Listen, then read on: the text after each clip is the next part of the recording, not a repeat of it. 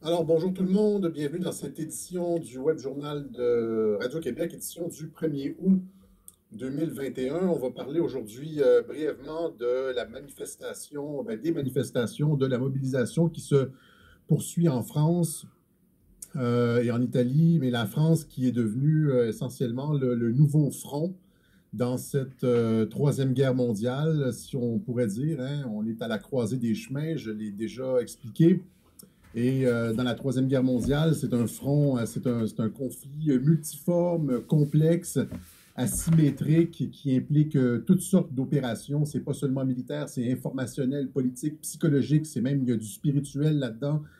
Euh, et le front hein, change, c'est pas une ligne de front comme lors de la Première et Deuxième Guerre mondiale, au contraire. Déjà, la Deuxième Guerre mondiale, c'était plus mobile. Et là, on est dans la Troisième Guerre mondiale et c'est décentré, déstructuré, etc. Et là, le front, c'est en France, les Français qui bloquent, qui tentent de bloquer le pass sanitaire.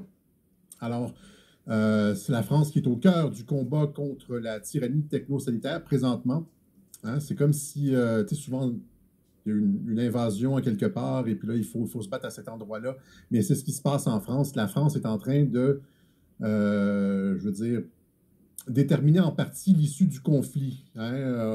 Le monde observe ce qui se passe en France et retient son souffle, parce que ce qui va se passer, si le pass sanitaire est adopté et mis en application en France, ça va avoir des répercussions ailleurs dans le monde, ici au Québec certainement, mais ailleurs en Europe. Donc, alors que si on est capable, si vous êtes capable, si on, j'aimerais faire partie de la mobilisation, si vous êtes capable de le faire tomber, c'est ce qui semble être le cas. Hein, je veux dire, avec une mobilisation comme du jamais vu depuis, au minimum depuis mai 68, les Gilets jaunes au début, mai 68, je dirais une mobilisation jamais vue qui pourrait peut-être faire reculer le gouvernement, les Français, surtout en été. Hein, c'est pour les Québécois qui ne connaissent pas vraiment la France. L'été, il ne se passe rien durant le mois d'août comme ça en France.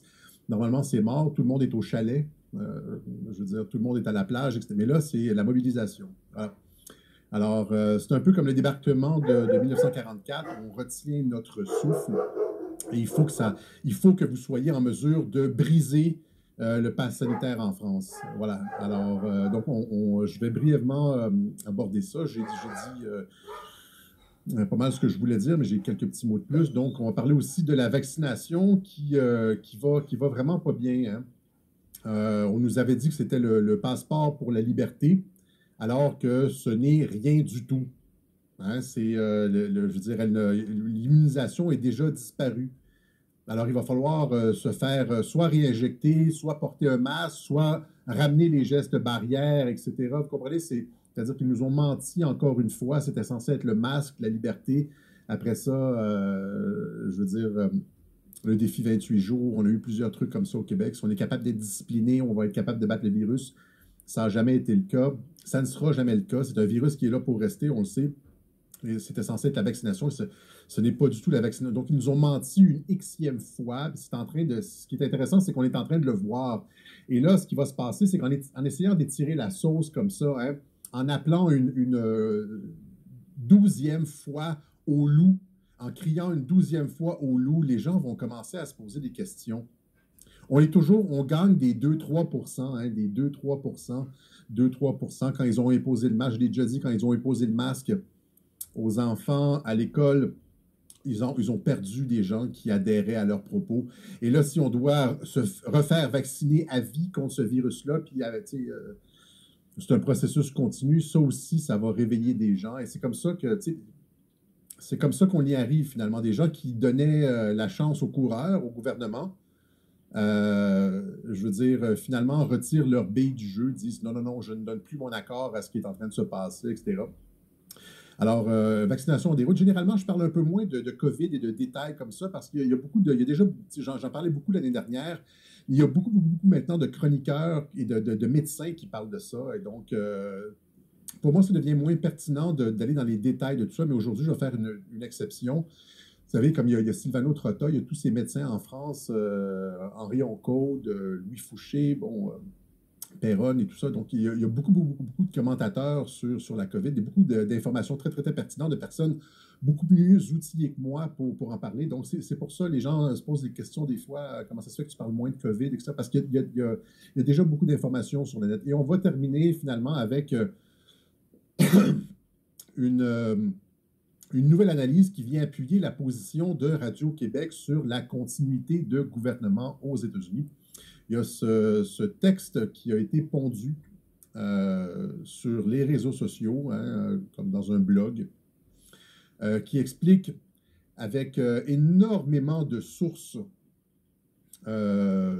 écrites, hein, des documents officiels du gouvernement américain, de quelle façon la continuité de gouvernement est nécessairement ce qui s'est passé à la fin de l'année 2020, début de 2021, pour comprendre ce qui est en train de se passer aux États-Unis, les opérations militaires. On est clairement dans une opération militaire, là, indépendamment de ce que Général Flynn ou le lieutenant-colonel Schaefer vous dit, non, non, non, il n'y a pas de plan, il n'y a pas d'opération, regardez ailleurs. Il ne se passe rien. Circuler. Il y a effectivement une opération militaire en cours et ce texte qui a été pondu a été énormément partagé. Alors, étant donné que qu'il valide notre interprétation avec des sources écrites et bien documentées, on va en parler rapidement vers la fin du web journal. Voilà. Alors, en premier, je vais vous montrer, encore une fois, je ne vais pas faire, on les voit beaucoup sur les réseaux sociaux, ces manifestants en France, cette belle mobilisation qu'on a retrouvée partout en France. Et ce qu'on me dit, moi, ce que j'entends partout, là, c'est que ça vient même des petites villes. Ça a commencé, c'était les villes centres, et après ça, les villes intermédiaires, et là, maintenant, c'est les petites villes qui se mobilisent. C'est comme si au Québec, il y avait comme 10 000 manifestants à Granby. Hein, ou à, c'est comme un 5 000 manifestants à Métabetchouan. C'est énorme, c'est partout, c'est dans toutes les villes, les gens n'acceptent tout simplement pas le pass. C'est le pays des droits de l'homme, là, et on se rend compte que les gens disaient, ah, la France, je lisais beaucoup l'année dernière, cette année, énormément de commentaires dans les espaces de discussion sous mes vidéos, où est-ce que les gens disaient la France, c'est fini, Alexis, laisse faire la France, c'est terminé. Blablabla. Non, là, vous voyez, la France est vivante.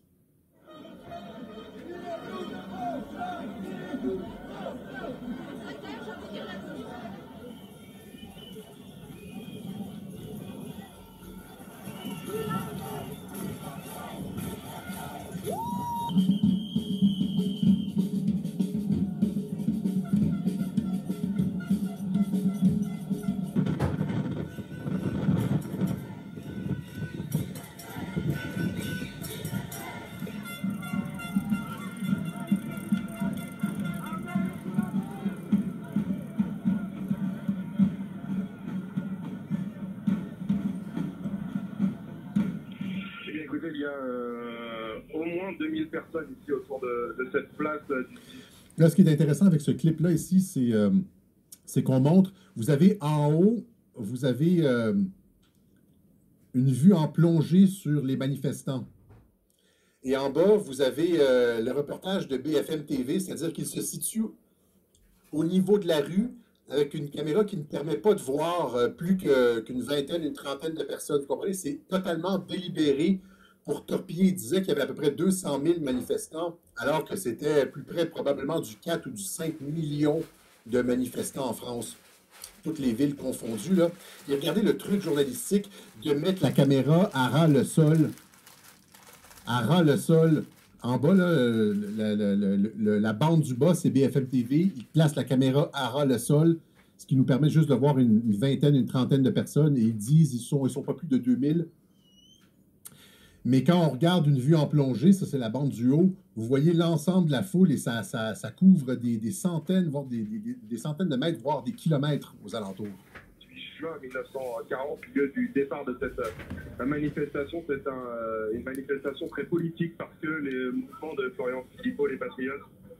C'est ça les médias, c'est la sélection des images.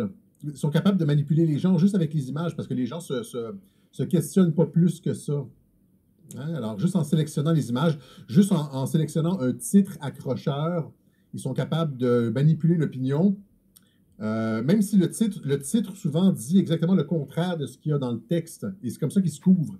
Ils disent, non, non, on a écrit dans le texte la vérité, mais pratiquement personne se rend jusqu'à la fin du texte. Tout le monde lit le titre et même et une petite minorité va lire les 3 premiers paragraphes et personne se rend jusqu'au bout. C'est comme ça qu'on manipule l'opinion. Manifestants. Il y a des drapeaux français, on voit aussi beaucoup de ponts. Voilà. Alors, c'est ça, c'est ce qui est intéressant de voir, c'est qu'il y a comme présentement les 2 pays révolutionnaires, les États-Unis et la France sont en ébullition et c'est là que ça se passe. Il y a un front aux États-Unis et il y a un front, en fait, il y a un front ici aux États-Unis et il y a un front ici en France. Et Radio-Québec, on est à la croisée des chemins. 2 pays que les mondialistes croyaient contrôler pleinement. Hein, c'était des pays qu'on croyait verrouillés, mais dans les 2 cas, le peuple se lève. Ils ont été capables, dans les 2 cas, aux États-Unis et en France, de contrôler, d'infiltrer les institutions. Hein, aux États-Unis, c'est les médias, c'est les partis politiques, le Congrès, etc. La technologie, les grandes entreprises, le patronat, tout ça. Tout ça, c'est verrouillé, mais ce sur quoi il n'avait pas de prise, c'est le peuple. Et c'est là-dessus que Donald Trump a misé quand il s'est présenté en 2015-2016, c'est-à-dire qu'il a, pour ainsi dire, envoyé promener tout l'establishment, les médias, Wall Street, les partis politiques, et s'est adressé directement au peuple. Et quand on s'adresse directement au peuple, le peuple écoute. Et c'est ce qu'on voit en France. Le Macron a dépassé les bornes. C'est même pas clair de toute façon que Macron ait été élu réellement par le peuple français. Hein, il y a potentiellement, j'entends des trucs à gauche et à droite, eu de la manipulation du vote. Et là, quand on demande, quand ça dépasse les bornes, le peuple se lève. Donc, ce n'est pas mort, pour les gens qui désespéraient. Donc, 2 pays révolutionnaires avec des peuples combatifs, le peuple français qui est un peuple insoumis. Et ce qui est intéressant ici, hein, c'est que je l'ai déjà dit, le côté aux États-Unis, la Constitution américaine est anti-gouvernementale, est anti-État central. Elle est très, comment je pourrais dire, elle met elle empêche les politiciens d'avoir énormément de pouvoir. Elle met l'État en doute, hein, la centralisation en doute, alors que la France, c'est le contraire. Et donc, effet pernicieux de la Révolution française, même si elle reposait sur des mensonges et a fait l'objet d'une réécriture historique, comme la plupart des événements politiques importants, elle a sédimenté dans la conscience collective française et dans les mœurs la critique politique et la contestation populaire. Alors, on dit souvent, j'entends souvent les messages des gens qui disent la Révolution française, c'est pas une vraie Révolution française, le peuple n'était pas fâché, le peuple, c'est pas... Oui, il y a probablement eu des jeux en coulisses à travers notamment la franc-maçonnerie, l'implication de l'Angleterre pour faire chuter le roi, etc. Et les Français eux-mêmes ne se sont peut-être pas nécessairement levés comme l'histoire nous l'a dit, mais ça a créé dans la psyché collective française cette idée d'insoumission. Je ne sais pas si vous comprenez, de doute face à l'État. Alors que la Constitution française s'est construite comme un État fort, le mythe de la Révolution s'est sédimenté dans la conscience collective et a créé quelque chose qui ressemble aux États-Unis, c'est-à-dire une méfiance par rapport au pouvoir. Je ne sais pas si vous comprenez ce que je veux dire. C'est-à-dire que aux États-Unis, c'est inscrit dans la Constitution. La France, c'est le contraire. L'État est fort en France, sauf que le roman national, je pense que c'est comme ça qu'ils appellent ça, le mythe de la Révolution, fait en sorte que, par la bande, les Français sont devenus, comme les Américains, méfiants du pouvoir, méfiants et contestataires. Alors ça, c'est comme un effet pernicieux, un beau retour d'ascenseur. Voilà. Alors, voilà, donc c'était ça. Ne lâchez pas. Vous combattez pour nous, en France. Hein, c'est comme, on vous envoie énormément d'amour et d'énergie. Si vous êtes capable de briser ça, ça ne se produira pas ailleurs dans le monde. Tout le monde, tous les yeux de la planète sont fixés sur la France. Si Macron est capable d'imposer le pass, si ça passe en France, ça va passer ailleurs. C'est pour ça que c'est probablement appliqué en France en premier. Parce que si ça passe là, ça va passer ailleurs. Alors que si vous êtes capable de le casser en France, il n'y aura pas d'effet domino. Voilà. Alors, ne cédez rien. Ne cédez rien sur le pass sanitaire et bravo à vous. Voilà. Parce que de toute façon, on sait que les vaccins, la campagne de vaccination connaît des ratés. Ce qui est incroyable, c'est qu'ils nous imposent ce pass sanitaire-là alors que c'est de la merde, ce vaccin-là. Il est inutile pour atteindre l'immunité collective, de 1, et 2, il est inutile contre le variant Delta. Il est inefficace en général et il est aussi inutile pour protéger les formes graves. Alors, je fais 3 affirmations dans ce web journal. Inutile pour atteindre l'immunité collective. Alors, on voit ici, ça c'est un article de Reuters. Les